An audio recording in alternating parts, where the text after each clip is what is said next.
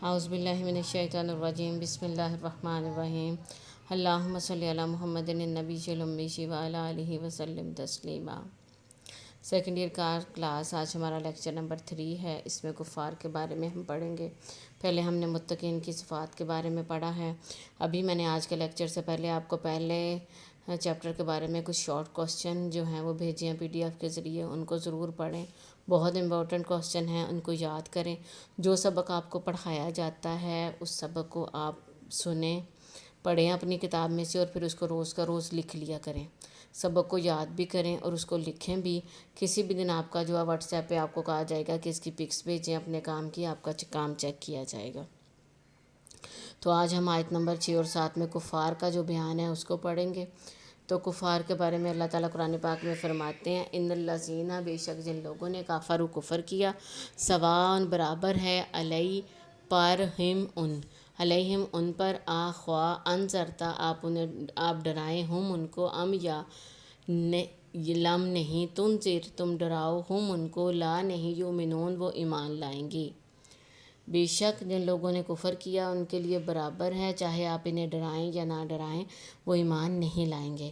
خاتمہ مہر لگا دی ہے اللہ نے اللہ پر، قلوبی دلوں پر، قلب واحد قلوب جمع، قلوبی دلوں پر، ہم ان کے، وا اور اللہ پر، سمعی کانوں پر، ہم ان کے، وا لا اور پر، ابصاری آنکھوں پر، ہم ان کی، غشاوۃ پردہ ہے، وا اور لہم ان کے لیے، عذاب عذاب ہے، عظیم بہت بڑا۔ اللہ تعالیٰ نے ان کے دلوں اور کانوں پر مہر لگا دی ہے اور ان کی آنکھوں پر پردہ ہے اور ان کے لیے بڑا عذاب ہے۔ اب اس میں ان آیات میں یہ بتایا گیا ہے کہ جب بھی دنیا میں کوئی دعوت یا تحریک جنم لیتی ہے، سامنے آتی ہے، کوئی تحریک اٹھتی ہے، تو دیکھا جاتا ہے کہ عموماً 2 گروہ سامنے آتے ہیں۔ ایک گروہ وہ ہوتا ہے جو اس کو تحریک کو قبول کرتا ہے، دوسرا وہ جو اس کا انکار کرتا ہے۔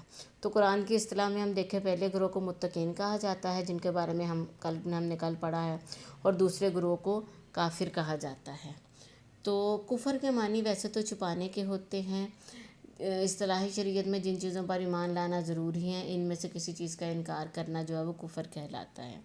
انذار کے معنی ڈرانے کے ہیں، ایسی خبر دینے کے ہیں جس سے خوف پیدا ہو۔ تو اس سے مراد یہاں یہ ہے کہ ایسی خبر دی جائے، لوگوں کو ایسی بات سے بچایا جائے جو ان سے خیر خواہی کی وجہ سے ہو، جیسے بچے کو ہم آگ سے بچائیں تاکہ اس کو اس سے نقصان نہ پہنچے۔ اب یہاں پر نبی کریم صلی اللہ علیہ وآلہ وسلم کو تسلی دی گئی ہے، ان کو بتایا گیا ہے کہ یہ ضد اور ہٹ درمی کا مظاہرہ کرنے والے مشرکین مکہ تکبر اور کجروی کی وجہ سے آپ پر ایمان نہیں لائیں گے۔ آپ ان کی طرف سے دل شکستہ اور مایوس نہ ہوں، اور نہ اس بات سے آپ پریشان ہوں کہ شاید آپ نے تبلیغ کی ذمہ داری احسن طریقے سے انجام نہیں دی، شاید آپ کے تبلیغ کرنے میں کہیں کوئی کمی رہ گئی ہے۔ ایسی بات اللہ تعالیٰ فرماتے ہیں بالکل نہیں ہے۔ یہ لوگ حسد کی وجہ سے، تکبر کی وجہ سے، اناد کی وجہ سے، ہٹ دھرمی کی وجہ سے آپ کی دعوت پر ایمان نہیں لاتے۔ اتنے یہ ڈھیٹ اور ہٹ دھرم ہو گئے ہیں کہ آپ انہیں ڈرائیں یا نہ ڈرائیں، آپ ان کو دین کی دعوت دیں یا نہ دیں، یہ کسی بھی طور پر آپ کی دعوت پر ایمان نہیں لائیں گے۔ گویا یہ ایمان لانے کی صلاحیت ہی کھو بیٹھے ہیں، قبول ایمان کی استعداد سے خالی ہو گئے ہیں۔ آپ تبلیغ کا کام جاری رکھیں، کیونکہ مبلغ کا کام پہنچانا ہے۔ اگر اس سے اگلی آیت میں ہم یہ دیکھیں کہ کیا اللہ رب العزت نے دلوں اور کانوں پر مہر لگا کر اور ان کی آنکھوں پر پردہ ڈال کر ان کو اس طرح کا کر دیا ہے کہ وہ اب ایمان نہیں قبول کریں گے، تو اس میں ان کا کیا قصور ہے؟ اگر مہر نہ لگی ہوتی تو شاید وہ ایمان قبول کر لیتے۔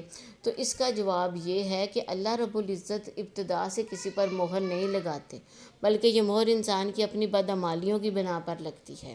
جیسے گمراہی کے 4 درجے ہیں، پہلے انسان شک میں مبتلا ہوتا ہے، پھر جب اس میں حد سے بڑھ جاتا ہے تو ضلالت میں چلا جاتا ہے، جب ضلالت میں بھی حد سے بڑھ جاتا ہے تو وہ جدال میں داخل ہو جاتا ہے، وہ مومنوں سے جھگڑا کرتا ہے، جب اس میں بھی حد سے بڑھ جاتا ہے تو اس کے دل پر مہر لگا دی جاتی ہے۔ تو اب یہاں پر اسی بات کا جواب دیا کہ انہوں نے حق تسلیم کرنے سے انکار کر دیا ہے، انہوں نے قرآن مجید کے پیش کردہ راستہ کے خلاف دوسرا راستہ پسند کیا ہے۔ ان آیات میں کفار کی بے بسی کا اظہار نہیں ہے۔ بے بسی تو وہ حالت ہوتی ہے جس میں وہ کسی ایک بات کے کرنے پر مجبور ہو جاتا ہے اور اس کو چھوڑ کر کوئی دوسری